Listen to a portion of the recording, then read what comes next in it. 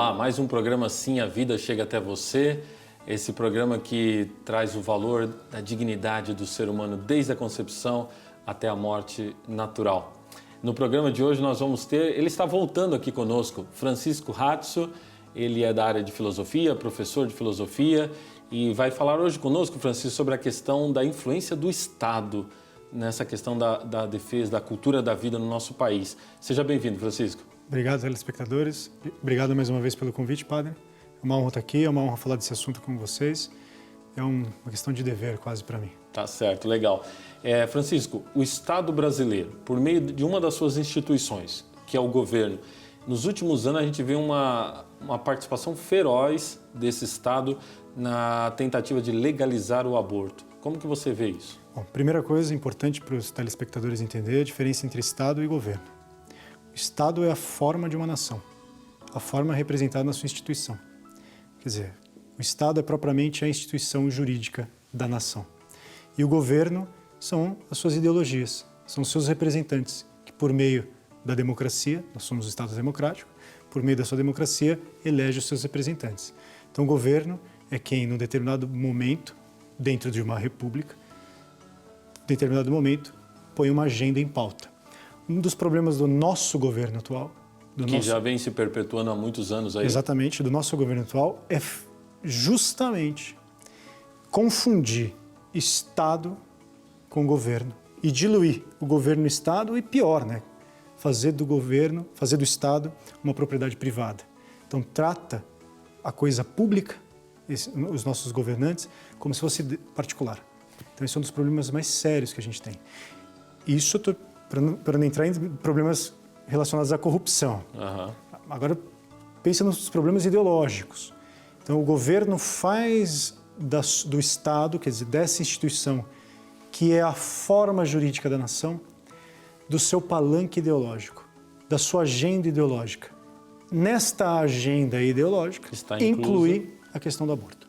A questão, justamente, de ter uma agenda abortista, de uma agenda que é ideológica, você percebe? De uma agenda que é a agenda deste governo que conscientemente, voluntariamente, visa confundir a coisa pública como se fosse a nação. Então, na cabeça das pessoas incautas, o governo é como se fosse a nação. Ou seja, como se o governo representasse a própria nação, o que não é verdade. O que não é verdade. O governo não representa a nação. O governo ele é limitado, ele representa quem o elegeu para um determinado momento e para um determinado cargo. E esta ação ela é extremamente limitada, inclusive nas suas ideologias. E quando vem a questão, falando aqui diretamente da questão da vida e do aborto, uma das coisas que se fala é o seguinte: o Estado é laico. É usado muito isso contra aqueles que defendem o valor da vida humana, contra o cidadão que defende o valor da vida humana. Sim, olha, padre, eu vou dar um dado aqui bem curioso, bem interessante. O conceito de laico é um conceito cristão. O conceito de laico, aliás, as pessoas que acham que o Estado é laico deveriam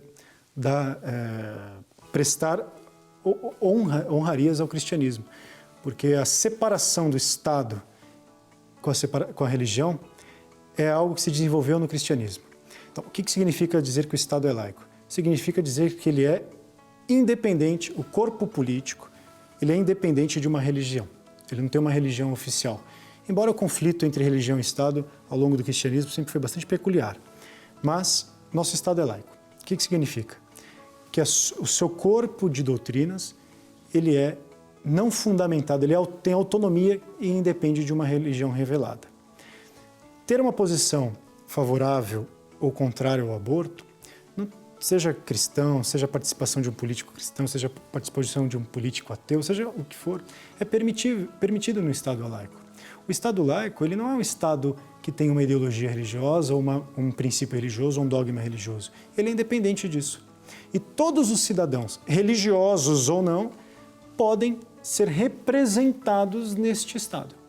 Porém, o que passa quando diz o Estado é laico é uma ideia assim: se você é cristão, ou mesmo que fosse um judeu, ou que fosse um espírita, enfim, qualquer outra religião, parece que você já é um cidadão de terceira no sentido da tua opinião. Não, você está falando isso porque você é cristão. Não se valoriza a pessoa como tal, como cidadão que ela é nesse estado. O que existe é uma questão muito complexa e que ela nasce lá com o iluminismo, que é o seguinte, é tentar jogar a questão religiosa para a forma privada. Você só pode declarar a sua religião na esfera privada e não na esfera pública, o que é um absurdo, porque a forma da declaração religiosa ela é permitida na publicidade.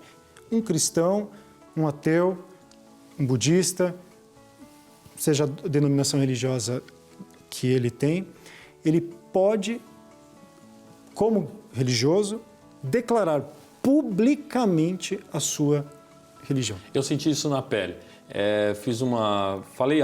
Escrevi algo no meu Facebook, Padre Silvio Roberto, e aí em relação à defesa da vida, e uma pessoa me mandou uma resposta dizendo assim, você é padre, você tem que ficar na sacristia, na igreja, você não tem que conduzir as pessoas porque o Estado é laico. Mais ou menos eu acho que isso que você está dizendo para a gente. Totalmente, padre.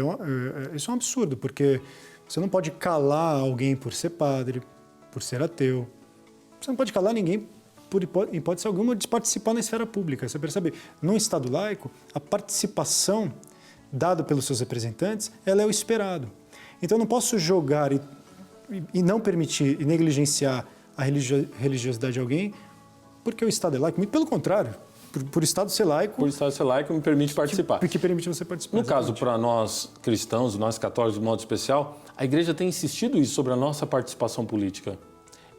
Bento XVI, quando esteve no Brasil aqui, ele fala sobre isso, ele fala até sobre o voto, e eu vou dizer até mais, ele disse para nós sobre a questão do cristão, do católico, não votar em candidatos que diretamente defendem o aborto.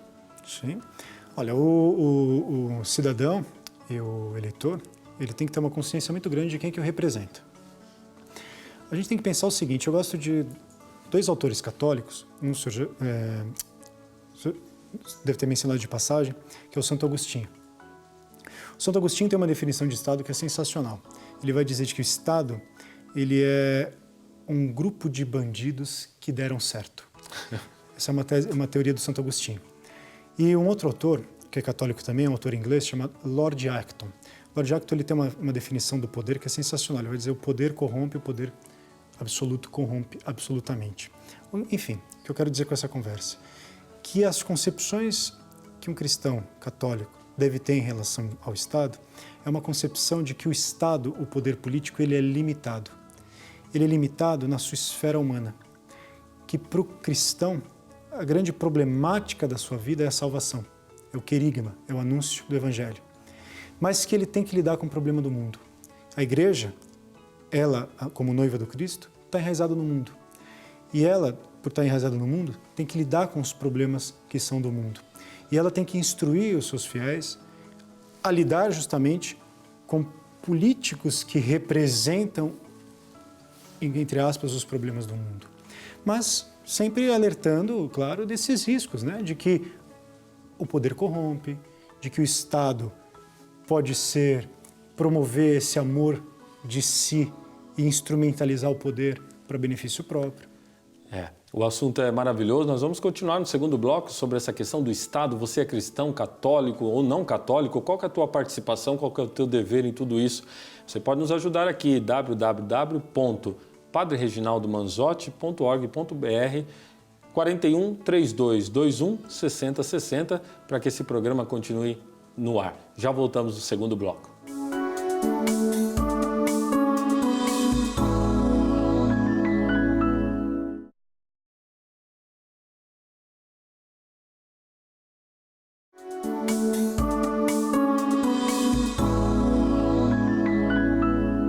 Programa Sim a Vida, voltando com você, estamos falando aqui sobre a influência do Estado na questão da dignidade humana, do valor da vida. Estamos aqui com Francisco Ratzo, ele que é mestre em filosofia e está partilhando conosco aí essa questão. Eu gostaria de voltar, Francisco, no bloco anterior, porque é muito interessante. Então, Bento XVI disse para nós não votarmos em políticos que diretamente são contrários ao valor da vida humana.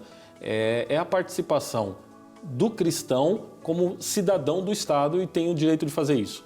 Sim, tem o direito e tem o dever, na verdade. Ele tem, mais do que o direito, ele tem a obrigação, né, de ter a sua consciência cristã, pelo menos nesse caso, extremamente limpa. Embora, ainda que a consciência cristã, nós sabemos que é uma consciência sempre também para o pecado, ele é também para a salvação.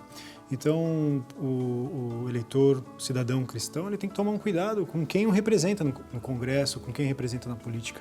Não se deixar enganar, sobretudo.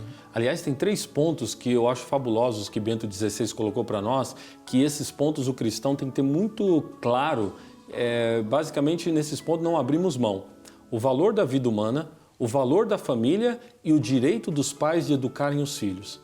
Ele disse isso para nós, uma das homilias de Bento XVI. Mas você falava também no bloco anterior sobre Santo Agostinho.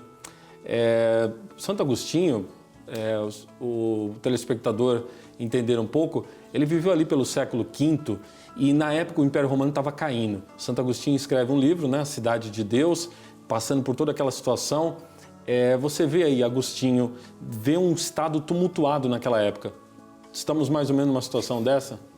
O Estado, lembrando, essa obra de Santo Agostinho é uma obra monumental, uma obra que merece ser estudada, reestudada para a vida. O Santo Agostinho, quando diz que o Estado está tumultuado, na verdade, ele está constatando aquilo que é uma constante na história humana.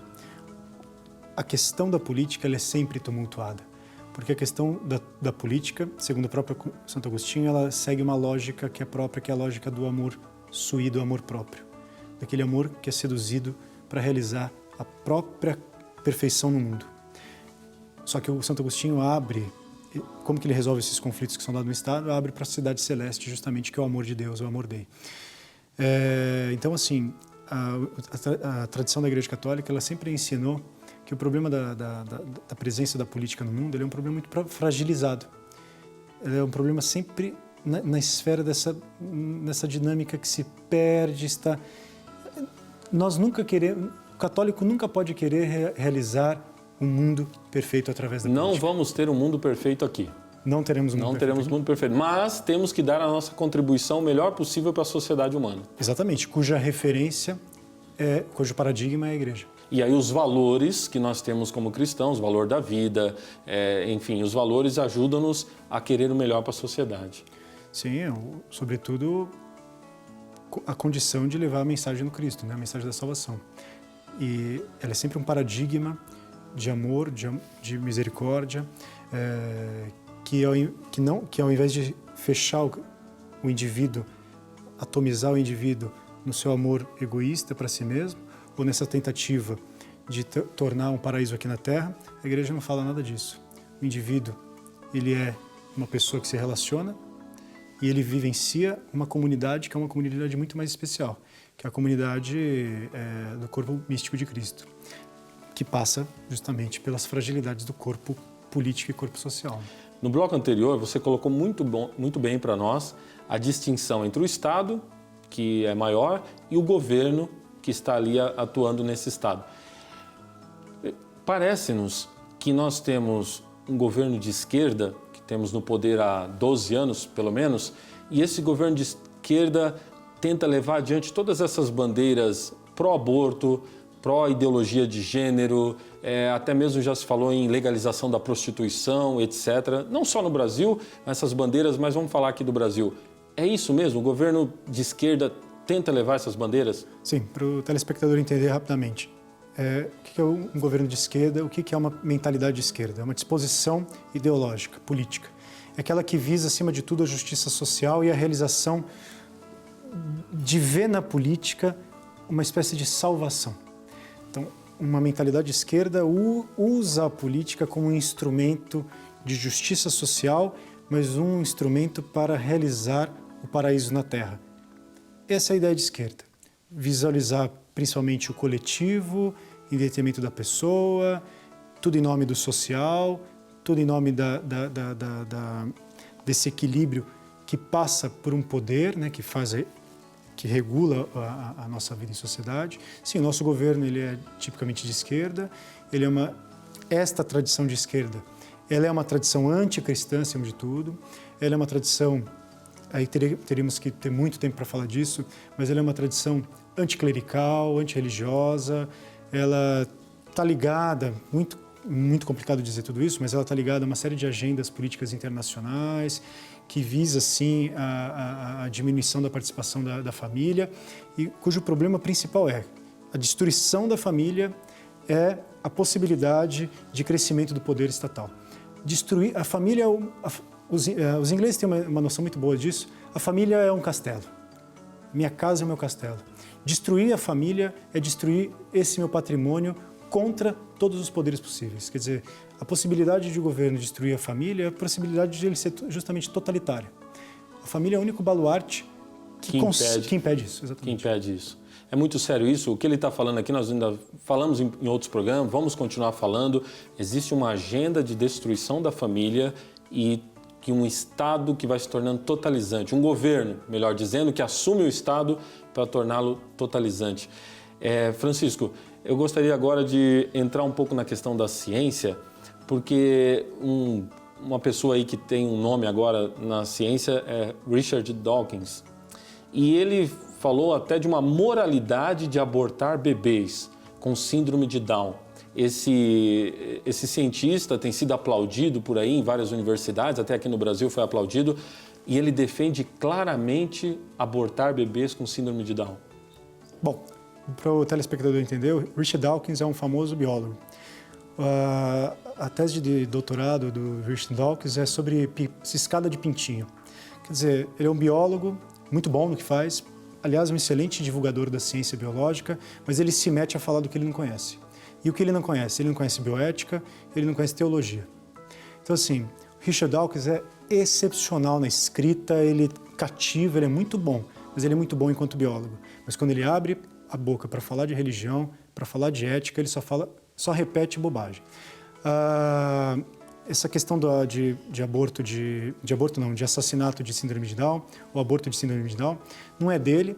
Na verdade, existem defensores do infanticídio, um autor bastante conhecido de Harvard chamado Peter Singer, muito mais sério, muito mais importante que o Richard Dawkins, porque ele é um cara que conhece muito ética e bioética, defende o infanticídio.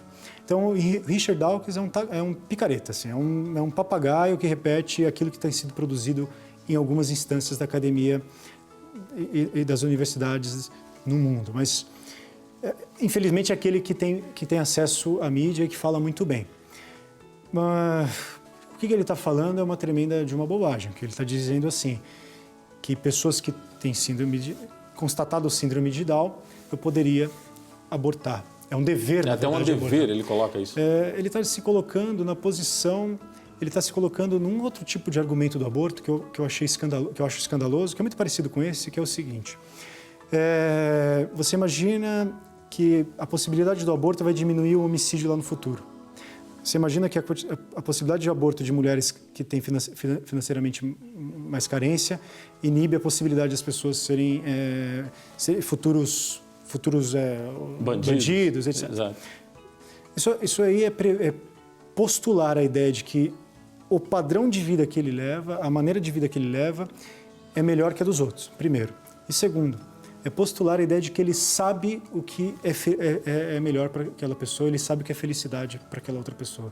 Isso é um absurdo, quer dizer, como é que você prevê que uma pessoa que tem síndrome de Down é pior ou melhor do que isso? É um tipo de eugenia, é uma eugenia mascarada. É um tipo de eugenia. Só para lembrar o espectador, é aquela eugenia que levou uma série de judeus, de ciganos, entre outros, num regime como nazista. Ao campo de concentração e à morte. Nós vamos para um breve intervalo e já voltamos para o programa Sim a Vida.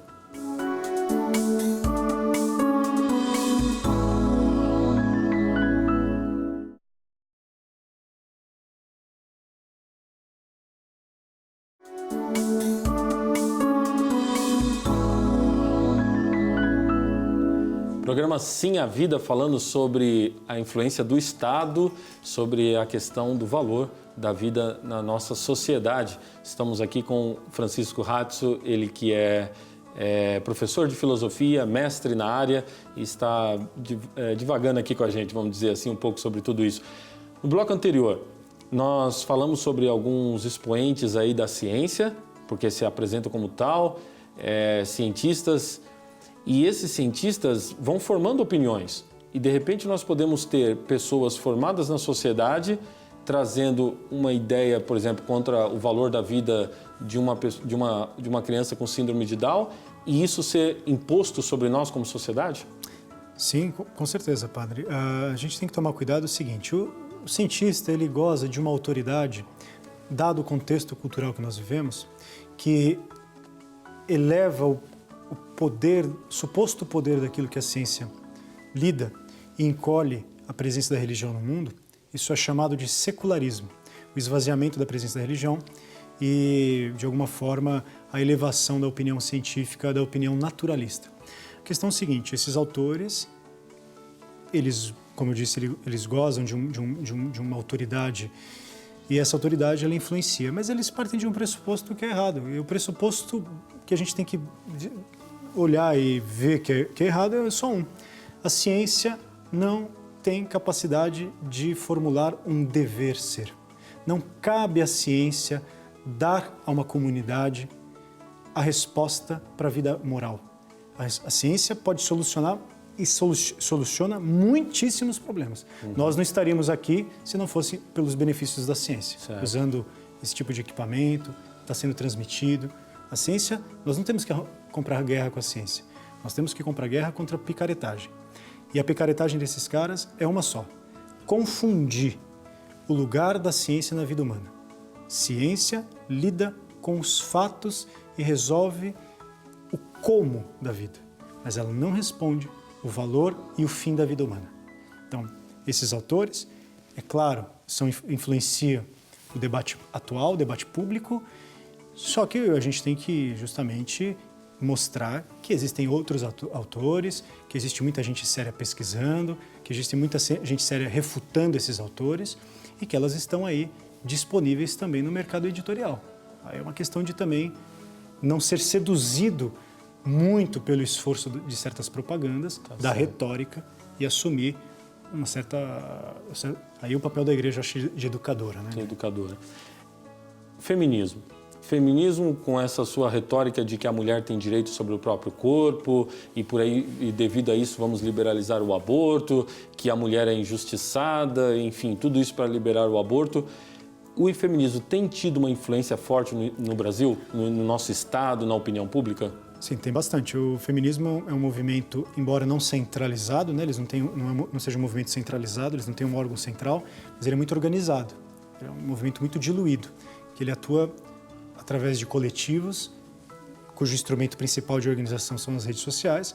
Eles atuam nas universidades, eles atuam nas escolas, eles atuam, inclusive, surpreendentemente, dentro da igreja. Então, assim, é um movimento que não é centralizado, não existe o movimento feminista, mas existem movimentos feministas que, de alguma forma, se organizam em coletivos. Bom, a tese básica do feminismo é que a questão do aborto, prioritariamente, é a questão da escolha da mulher e não da dignidade do embrião. Podemos ficar aqui escolasticamente discutindo a dignidade do embrião, mas o feminismo está preocupado com as escolhas da mulher. Então, a tese principal do feminismo é que o corpo é uma propriedade delas, o corpo é uma propriedade da mulher, logo nenhum homem pode dar pitaco a esse assunto, o que é uma tremenda de uma falácia, já que ninguém está preocupado com o corpo da mulher. Nós estamos preocupados justamente com o corpo do embrião. Nesse caso aqui, o embrião também tem o seu corpo, claro, sua dignidade, assim como a mulher tem o corpo e a dignidade dela. E ele precisa de representantes que o defendam na sociedade. E é sejam homens, sejam mulheres. Sejam homens, claro, sejam homens, sejam mulheres. O embrião é homem, é mulher, quer dizer... Exatamente. É uma pessoa, né? É uma pessoa. Mas a gente percebe, então, essa influência do feminismo, certa influência do feminismo, como você falou, dentro da igreja, na sociedade de modo geral. Sim, é preciso o telespectador entender que o feminismo ele tem uma bandeira que trouxe alguns ganhos para as mulheres. Isso ao longo da sua história, ele não é um movimento que deve ser totalmente rechaçado. Ele é um movimento internacional que é muito forte, mas assim, nós não podemos...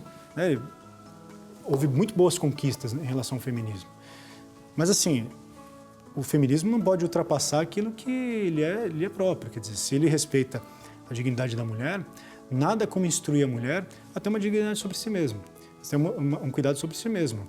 Ser responsável, não é só ter... O problema das pessoas é esse problema, eu quero meu direito, mas nunca pense nas suas responsabilidades, nos seus deveres. Nos seus deveres. Mais um ponto sobre a influência no Estado ou na sociedade brasileira.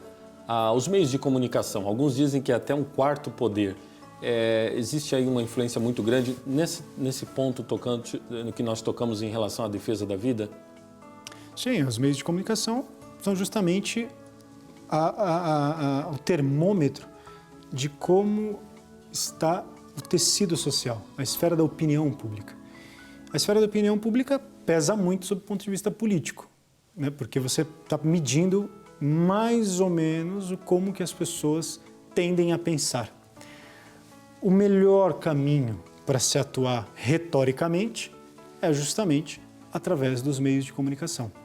Infelizmente, muitos movimentos, como o senhor falou lá no começo da conversa, de esquerda ou o movimento feminista, por exemplo, eles sabem perfeitamente como atuar, muito mais do que na mídia, atuar naqueles órgãos, naquelas instituições de base, que é a educação, universidade, o que formará as pessoas para atuar na mídia e nos meios no governo e nos meios de comunicação. Então, a esquerda, nesse sentido, ela entendeu muito bem a lógica de como retroalimentar esse sistema, essa máquina ideológica. Você atua dentro das escolas, das universidades, ela fornece a representação política e ela fornece justamente a formação dos nossos comunicadores, e o que a gente está aqui justamente para um programa como esse evitar. E você também está querendo fazer a sua ação na sociedade, né? Influenciá-la, vamos dizer assim, de forma boa. Está para sair um livro aí sobre a questão do aborto? Sim, espero que... Eu tenho um contrato agora com a Editora Record, não é um livro sobre aborto ainda, por questões de contratuais não posso revelar ainda, é uma surpresa o tema, mas o meu livro sobre aborto eu já estou trabalhando nele e espero em breve lançar notícias de um futuro contrato. Assim, é um trabalho que eu tenho desenvolvido, estudado já há algum tempo e estudado de forma, para mim, a questão de fundo é a questão filosófica, de como dar, para mim, é uma das questões mais primordiais da atualidade. Resolver esse problema do aborto é resolver, já que esse problema exige de muitas áreas, é resolver um dos temas mais importantes da nossa vida, que é justamente a resposta sobre o que torna a vida digna de ser vivida.